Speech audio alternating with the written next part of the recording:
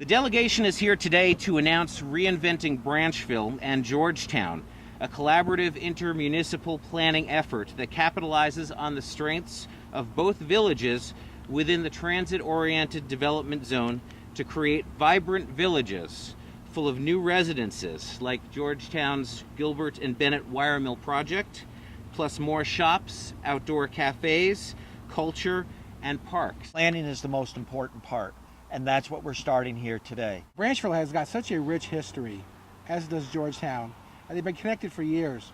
And there's been sort of a disconnect over the last few years. We've had a lot of studies done, and I really applaud the Economic Development Commission for taking all these studies and putting their arms around them, trying to have something happen good come out of them. Basically, any suggestion will be gleaned and compiled and put together as basically our starting point. And from there, we will begin to craft the draft documents and the draft pieces that go into this, and we'll come back at various critical stages and check back in and see if we're on track and going in the right direction. In a nutshell, Georgetown is presenting a significant residential development, and Branchville is proposing a revamped business district. We enthusiastically partner with the town of Ridgefield in this grant application so that a cohesive plan based on smart growth principles can be developed for the entire Georgetown-Branchville area, making this a model for future development and regional collaboration. These principles of transportation-oriented development, smart growth,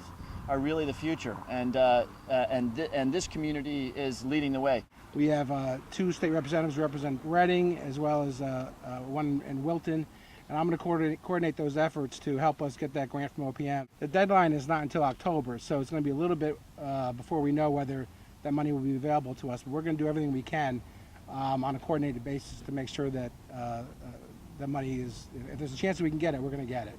There are going to be a number of steps and processes that have to take place after this event. We're going to do that and continue to do that, as was mentioned by Bob Knight, for example, in Branchville, with meeting with the property owners within the within Branchville itself to talk about their visions. I hope you do support this project. I think it's wonderful for Branchville, for the landowners, for the people here, and for the wonderful communities of both Ridgefield and Reading, including Wilton, because Wilton unquestionably will become a part of this effort. I'm going to make sure to support this both at this, with requests to the state and whatever else I can do at the federal level, grants, not just because it's right for this area, but because it can be a model for how development should happen around the rest of the country.